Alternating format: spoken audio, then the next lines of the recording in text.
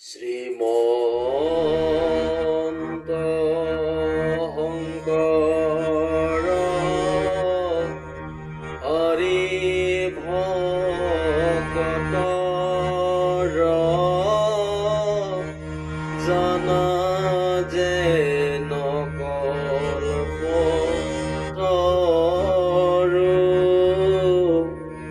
আহন্ত বিনয় নাই নাই নাই আমার পরম গুরু রাম তাহান্ত বিনয় নাই নাই নাই আমার পরম গুরু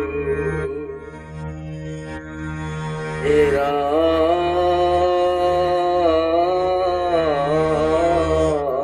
রাম রাম এই মতে যত মানৱ মোৰ মতি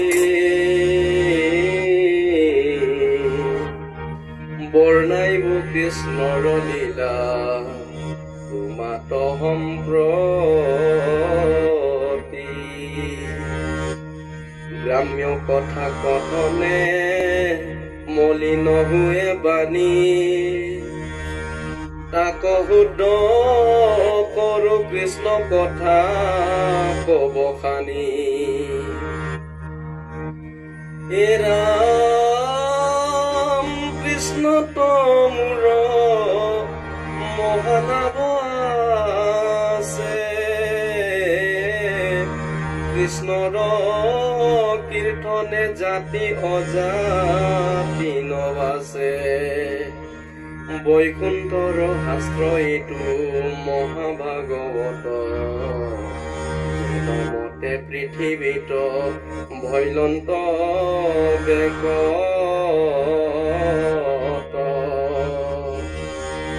হে ৰাম যি মতে কৰিলা শাস্ত্ৰৰ ব্যাখ্যা সৰ্বজানে প্ৰথমে হৰিক স্মৰি শুনা সাৱধানে হৰি ৰাম ৰাম হৰি ৰাম ৰাম হে প্ৰভুসকল ইয়াত কৈছে সৌনক প্ৰমুখে ঋষিসকলৰ প্ৰশ্ন মহামুনি বুদ্ধদেৱে ইয়াত কৈছে যে সেই মতে যত মানৱ লৰে মোৰ মতে বৰ্ণাইব কৃষ্ণৰ লীলা তোমাত সম্প্ৰতি গ্ৰাম্য কথা কথনে মলিন হুৱে বাণী তাক শুদ্ধ কৰো কৃষ্ণ কথা কৃষ্ণৰ কথা ইমানে পবিত্ৰ ভিতৰত যিমান মলিন আছে গুচি যায় বুলি কৈছে শেষ হৈ যায় নাশ হৈ যায় কৃষ্ণৰ কথা আমি পাঠ কৰিলে শ্ৰৱণ কৰিলে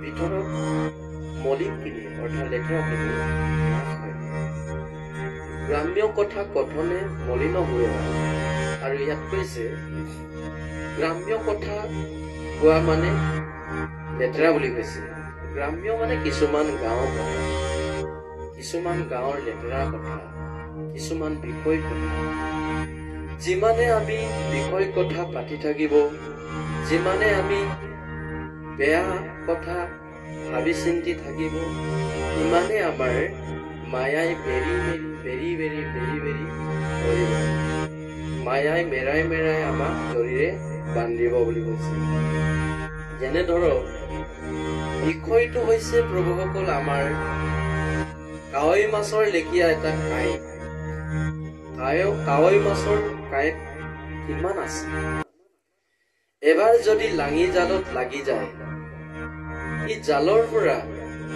এৰাবলৈ যিমানে ভৰপৰ কৰিব, ইমানে পাহে পাহে মেৰাই লাগি যাব। ঠিক তেনেধৰণে বৈকুণ্ঠৰ ভাগৱত শাস্ত্ৰই কৈছে যে বিষয় গ্ৰাম্য কথা কথনে মলিন হৈ মানে, গ্ৰাম্য কথা মানে বিষয় গাঁৱৰ কথা, লেতেৰা কথা যিমানে চৰ্চা কৰি থাকে, যিমানে ভাবি থাকে, সিমানে কাৱৈ মাছৰ লেগীয়াকে আমাৰ মায়া জালত পাহে পাহে বান্ধি থাকে বুলি কৈছে। সেইকাৰণে প্ৰভুসকল বিষয় কথা আমি বেছি ভাবিব নালাগে আৰু বেছি ক'ব নালাগে। মহামুনি ভূতে ইয়াকে আমাক কৈছে আৰু কৈছে কৃষ্ণ চৰিত্ৰ মোৰ মহালাভ আছে, কৃষ্ণৰ কীৰ্তনে জাতি অজাতি নবাছে। সেইকাৰণে কৃষ্ণৰ কথা শুনা মাত্ৰে মহালাভ বুলি কৈছে। কৃষ্ণৰ কথা নুশুনাকে যদি বিষয় কথা পাতি যায়, বিষয় কথা যদি আলোচনা কৰা যায়, তেতিয়াহ'লে আমাৰ মহালাভ নহয়, বৰঞ্চ লোকচান হয়, ক্ষতি হয়। সেইকাৰণে আমি বাচি থকা সময়খিনি কৰ্ম কৰি কিছুমান বাচি থকা সময়খিনি আমি বিষয় কথা পাতিব লাগে। যেনে ধৰক আমাৰ ঘৰত আলহী আহিলে, আলহীৰ কাৰণে আমি সেৱা শুশ্ৰূষা কৰি আসন বসন দি কুশল বাৰ্তা সুধিব লাগে।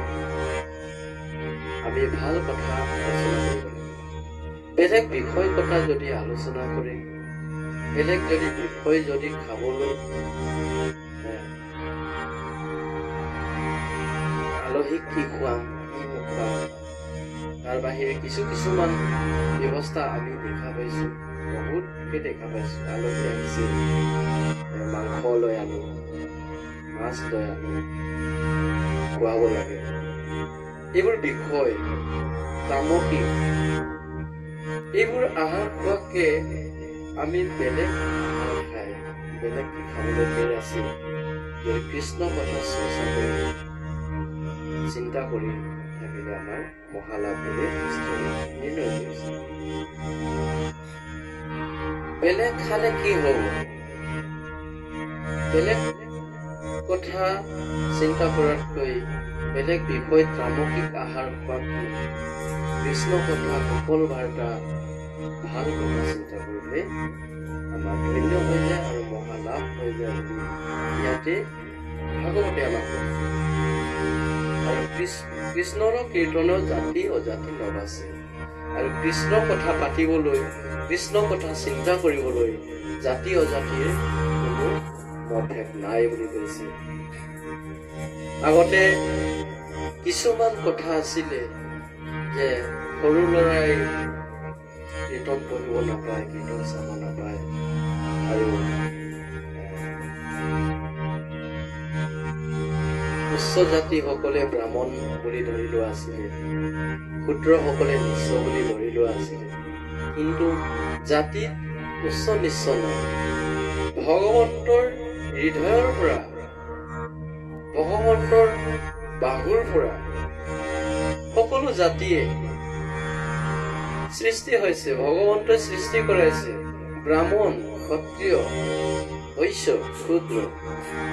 ব্ৰাহ্মণক ভগৱন্তৰ মুখৰ পৰা সৃষ্টি কৰিছে, ক্ষত্ৰিয় ভগৱন্তৰ বাহুৰ পৰা, বৈশ্য ভগৱন্তৰ বুকুৰ পৰা, পেটৰ পৰা, আৰু ক্ষুদ্ৰ ভগৱন্তৰ চৰণৰ পৰা। তেনেহলে গোটেইখিনি ভগৱন্তৰ অংগৰ পৰাই সৃষ্টি হোৱা জাতি, 4 জাতি। তাত উচ্চ নিচ্চ বুলিবলৈ নাই বুলি ভাগৱতে আমাক দেখুৱাইছে। সেইকাৰণে আমি উচ্চ জাত নিচ্চ জাত নাই। সেইকাৰণে কৈছে কৃষ্ণৰ চৰিত্ৰটো মোৰ মহালাভ, কৃষ্ণৰ কীৰ্তন জাতি অজাতি নবাছে। মানে কৃষ্ণৰ চৰিত্ৰটো মোৰ মহালাভ আছে, কৃষ্ণৰ কীৰ্তনে জাতি অজাতি নবাছে বুলি কৈছে। আৰু কৈছে বৈকুণ্ঠৰ শাস্ত্ৰ এইটো মহাভাগৱত, যেন মতে পৃথিৱীত বৈকুণ্ঠ বেকত এই শাস্ত্ৰভাগী বৈকুণ্ঠত আছিলে। বৈকুণ্ঠৰ শাস্ত্ৰভাগী পৃথিৱীলৈ কেনেকেনো বেকত কৰি আহিলে, নামি আহিলে, এই কথাক আলোচনা কৰিব কৈছে। যি মতে কৰিলা শাস্ত্ৰ ব্যাকে সৰ্বজানে, প্ৰথমে হৰিক চুমৰি শুনা সাৱধানে।